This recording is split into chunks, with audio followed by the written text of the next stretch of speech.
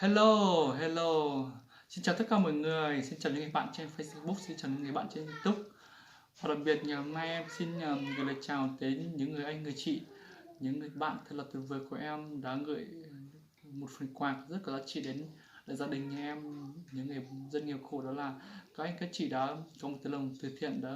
quyên góp quần áo, giày dép và túi xách đến cho đại gia đình nhà em và bà con. Thì em không biết nói gì hơn để đáp tạ và cảm ơn những tấm lòng từ thiện của các anh các chị. Và thay mặt đại gia đình nhà em và những người dân nghèo khổ trên vùng cao này, em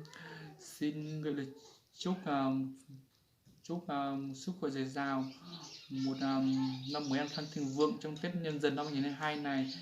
và chúc cho mọi người có một sức khỏe dồi dào, một năm mới an khang thịnh vượng, có một sự nghiệp vững chắc trong tương lai và luôn luôn có một kế hoạch dài hạn cho cuộc sống của mình. Và thực sự em không biết được gì hơn, và em xin cảm ơn ạ, xin cảm ơn tất cả mọi người nhé. Và đây là vào cuối video thì em sẽ út lên cái đoạn video mà em đã quay cận cạnh, mà cái đoạn video mà em đã đi phát quần áo cho và túi xách cho đại gia đình nhà em và những người dân nghèo khổ trong bạn. Và cuối video ở cuối video thì mong mọi người hãy xem video này cho em nhé, để em biết được em đã phát quần áo như thế nào. Và đây là video thứ nhất về phát quần áo, còn video thứ hai thì em sẽ quay cận cảnh về video phát cái giày dép.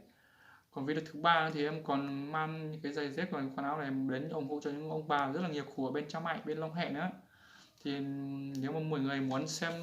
hành trình của em như thế nào, này em đi chia sẻ, em đi ủng hộ như thế nào, thì mong mọi người hãy cho em một like và một đăng ký để nhận được những video sớm nhất khi em đăng lên YouTube. Và mong mọi người ủng hộ em. Em không biết nói gì hơn, nhưng mà thực sự là em rất là biết ơn những người có tấm lòng từ thiện, những người có tấm lòng hậu tân đã giúp đỡ gia đình nhà em và những người dân nghèo khổ này. Và cho phép em xin được phát sóng ngắn một chút cho những người dân để họ hiểu được lòng của các anh các chị. Nhớ trong cái chồng phong gì sẽ đây nhớ trong cái chồng phong gì họ Facebook, họ YouTube, nhà thiết lập cái sinh thể dễ thêm, thì giờ ra video thì cũng được sau hai tia cũngจะพุ่งยืนต่อป้าคนเจอป้าต่อป้าคนเต้าต่อป้าน้าจะเป็นอย่างไรตัวเจ้ากูเนี่ยตัวเจ้ากูเจมกูว่าชิบะให้จ้าเจมกูจงเชื่อชับปลายลีเจกูthở hay đâuกูtết sinh tết dê tết phong dư bao hay tiệm giờ ở bên nơi y này giờ ở bên nơi y chèกูtao muốn nói chống bút tao chấm mai là long he giờกูtao tụi lo giống sinh giờ chèกูtao bỏ tụi nhiệt gì cho gió nhẹ đi này giờ cho gió nhẹกูtao một thay cái lối chế thia tụi nó cái tụi sinh gì hay lì thia thì chè rồi giờ nhẹ thìกูtheo mua người cho họ dùng tu thay cho họ dùng tu thia cũng mua cho Facebook chè giờ phong dư là thia bỏ thia là thia thì cho nhẹ luôn li muốn tao sẽ cho nhẹ luôn li trong một sát tộc cái ba thì cũng thể sát tộc khẩn chờ sát tộc khâu tê ngoan chờ của yếu tao chi nó chỉ là để chỉ chụp cái mà đi sát xem mà đi hoàng phụ cho con hiếu một từ ba mà đi sát tộc con là chỉ là khi ba tới cho khẩn chờ thia ít cho khâu non tấu thia ít cho chi ở chi trong lúc na em cho mình cần tới là tôi đâu cũ chỉ do video chỉ của thì ít là chỉ của ai sập giờ của quay so khó cạnh nhà cũng phải con trời cho cụ cho phong dư cho cụ trên nền của tên 10 gì của tên sinh tê gt giờ thì ở bên thủ bên sảnh cho nhà thấu lú rêu lú giòn nó nhỏ để họ bắt của sai thia họ bắt sang cả của thia nhân trong thì chỉ là tên nó tên chữ mua là nó giờ của thọ của bỏ rồi thì cứ tìm mong cho gió nhẹ của thọ được của thuộc khen được của nhiệt tù nó xứ nhỉ thì của thai của tên sinh ra thì cái phong gì thì thọ này họ bán cho sở cũ thế phong thì chỉ lúc trước đây sẽ dùng lúc trước lúc chỉ thia họ cho sở tù thì thọ thế không cái thia ngà tôi tao trong page đời nữa thì sao họ giờ tiền lên thì họ muốn chia xiêm luôn nu sao bác không giờ sao bác như bác chia sao bác cũng nó khủng hào đó chí là nên comment cho họ ra video nó nè comment cho họ ra video này tụt bỏ một channel nào này nên comment cho họ được một ý tên nè thì trong trong hay tiền giờ thì thằng này ba thì của này ba thì này sao cũng giá trị thì cũng muốn đi dưới đây thì sẽ sáng thế của cho họ YouTube cho YouTube thì chọn đến đi đến tiếp bỏ cho nên sẽ dùng giờ thì từ từ xả bỏ cú cho kế mù giờ toàn tê cú dùng mù ba cái này dùng cha kì thọ này ba ít like ít là tiền trang đi tê nó giờ like dùng Mecca hoặc tiền anh ghi là like thì chơi tê là tiền ba đăng ký là tiền subscribe là anh ghi thì cho cú chung YouTube bảo một channel thế này thì giờ tôi su bỏ cú cho video thầu từ cú cho thi ổn tê tuần ha thì cái này giờ tôi su bỏ chỉ đồng tiền cho bé một site tàu có video cùng cho cùng quen rồi nè rồi và bây giờ chúng ta sẽ cùng đi đến đoạn video mà em nó quay cận cảnh với đại gia đình em và những người dân đến nhận những phần thưởng có giá trị từ các anh các chị những người bạn thật là tuyệt vời của em và những tình tuân và thân và chúng ta đi thôi let's go. Hello nhá dòng nữa nó dòng nó dòng nó giờกูจะพุ่งยืนนะกูจะพุ่งยืนไปăn hơi y giờ ăn hơi y về choกูđang cái ăn tụi bói giờ muốn lo muốn tập chặt chăm hay tập toàn nhẹกูthọ ba con giờ nàyกูจะพุ่งยืนแล้วba con giờ tôi choกูba tôi lợi nó giờ cái ba tôiกูcho đi mùa này chaกูcho cứ mùa thế là gì đấyกูcho mấy thứ mình mùa nữa giờ chị cho xin thử thăm cho chịกูตัวเดินจ่ายกูตัวหมดล้อกูป้นเนี่ยเนาะกูตัวย้ำแมงนะเทียกูตัวตู้นะเทียกูตัวตีเทียกูตัวยี่เทียกูจะนะเทียเอาไปเล่นที่ไหนเอาไปเล่นกับสิ่งตัว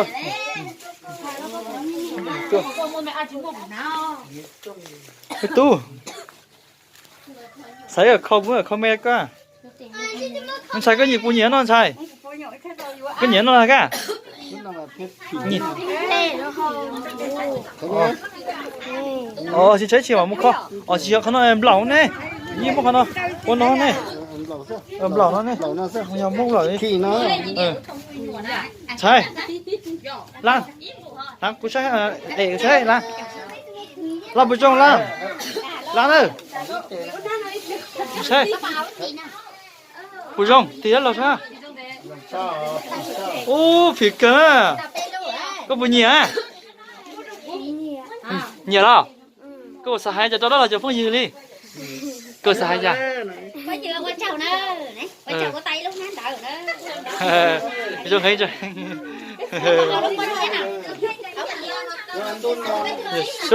sơ đó phong nó gì sơ sơ sơ à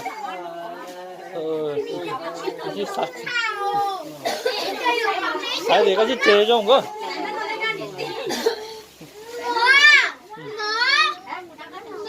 nữa thì do cụ tụm mùa thế nữa cụ tụm mùa cụ toàn nhà trong plei thế nữa cụ tụm mùa nó khó có sạch tao có nào lá trong hàng ngao mù có chỉ sạch ở gì thế à nó thì cụ tụm mùa nó cụ toàn nhà trong plei thế nữa cụ tụm mùa nó mà không la cha thế nữa cụ tụm mùa nó nè thì đây là chị của em này đây là chị thứ tư chị của em cũng nghèo lắm rất là nghèo luôn chị ấy chọn được mấy cái bộ quần áo này cho các cháu và cho anh rể với cho chị đấy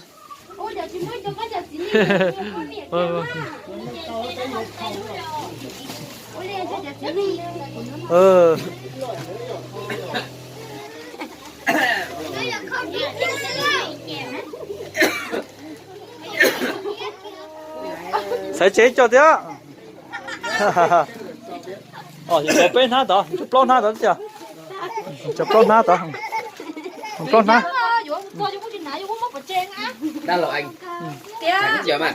dạ hay có thì ta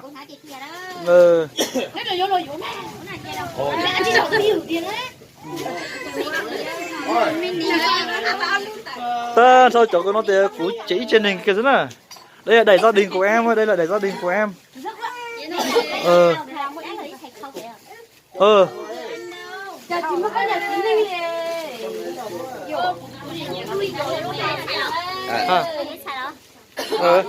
xài chỗ nhiệt đi cái nhiệt giờ thì chế chứng mới chạy trong cái máy lính xài nó lý bây giờ lý của tao cũng mua cho tao đấy bữa tí đây cũng mua cho tao có bác ông cho nên còn nhẹ tí ăn cái đấy của tao này rồi chị chế à nọ khảo đó chị đó khảo chị mà khảo bắt chào ơi đó là cái tôi muốn lo đó. Đây chị cả của em, đây chị cả của em.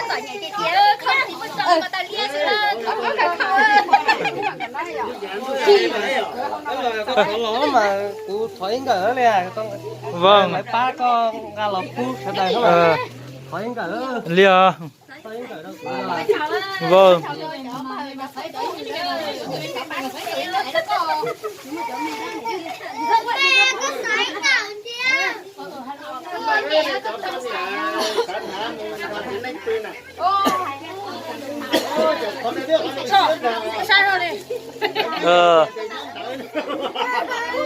Nó chỉ chọc bưởi này chứ à?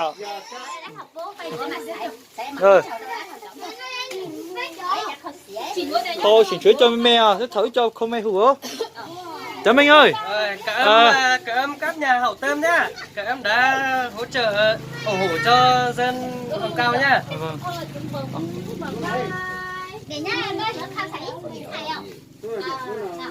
Nhà Minh ơi. Khâu thì chuẩn tao khâu này.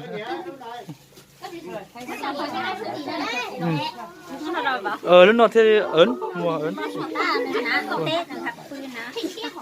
Vâng, cảm ơn các anh chị đã giúp đỡ em nhé. Cho nên là gia đình lại gia đình của em cũng rất là nhiều khổ luôn. Thì em không biết nói gì hơn, đó là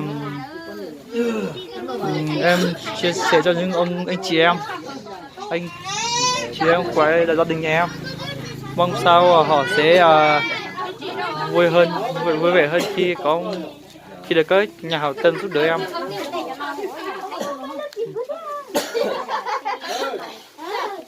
Thì không nói gì cái sức bây giờ. Không dùng câu cửa sao rồi? Khó cái đấy rồi chứ không nó. Cái này dày xịn đấy anh, cái này dày đẹp ấy, cái dày xịn. Đây con đây.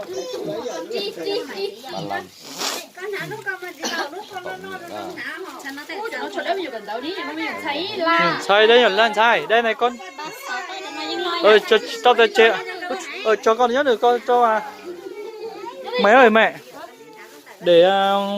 hai cái bao kia để lại anh mang vào hồi pí, anh mang vào hồi pí vào mai ông già kia. Đấy dưới dưới coi lũ chín đun non à. Yeah. Lúc coi chết đun non ấy. Chiều ít chỉnh chỗ bên đó đó cái chi sai. Cái cũng là cho cả cái lúc mà hôm mình giải tôi sai đấy. Mình giải cụ tròn nhẹ sắp tới mình giải cái. Ra lúc cỡ tụi em à.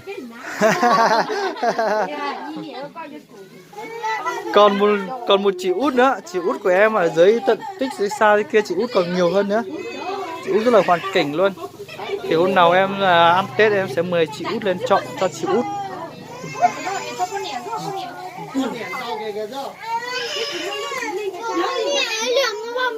Liêu, con chị nói kiểu mà.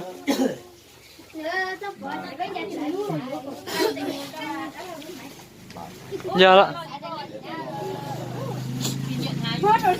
Lúc con à. Vấn đề thì mất ăn lâu rồi. Nên mất ăn cũng đọc xe. Mình chả vấn đề là sao? Khổ tệ sao?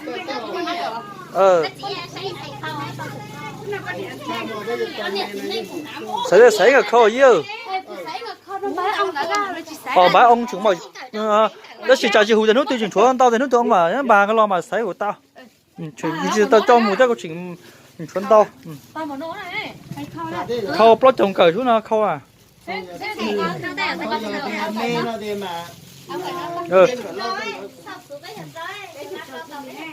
Thì cũng chỉ có sấy nút từ mà ông bà là có chuyện còn cái sấy. Hôm nay là bố mẹ nhà em là đi viện anh ạ, anh chị em ạ. Đi viện thế là bố mẹ không chọn được, nhưng mà hôm nào bố mẹ về em sẽ bỏ bố mẹ chọn riêng cho bố mẹ.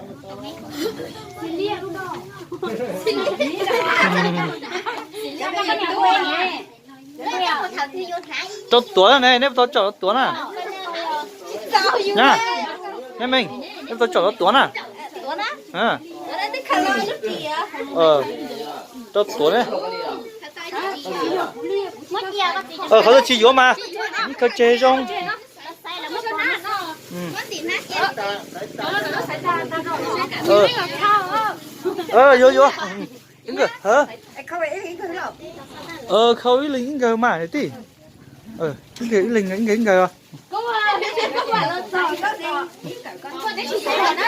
có tùn chay này có tùn chay tụt nhảy đấy đều những cái cả nữa mà lia mà vâng đây chỉ rau của em cũng rất là nhiều luôn để tí có một hai trái để tí có một hai trái cho không dừa có một hai trái cho không dừa lia giờ bếp plau là tí có plau cái đó thì có ít người tôi ít người tôi thấy ít người lia tí nè trong chia nè chia là của chính giải đây của bài đó chỉ của thọ gọi cho phụ nữ bài cho bây giờ mình giờ ta chia là cái chỉ mất chỉ thế này tiếng chia Nó đi. Giờ mà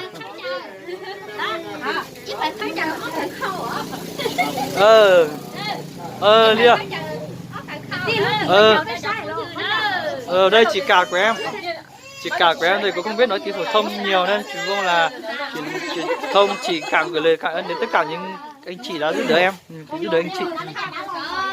Đây anh rể này, anh rể cá đây, đây chỉ cả đây. Vâng anh rể vâng. Vâng. Ủa. Có thâu tàng. 38 rồi. 38 thì 38 đấy cũng có rồi. Đây là con dao nữa, con dao đây, con dao của chị cả này. Nói chung đây là gia đình của em hết, đây là gia đình của em hết. Chị cả chị thứ tư hay chị thứ 5. Đây là chị dâu, kia là chị dâu. Vâng.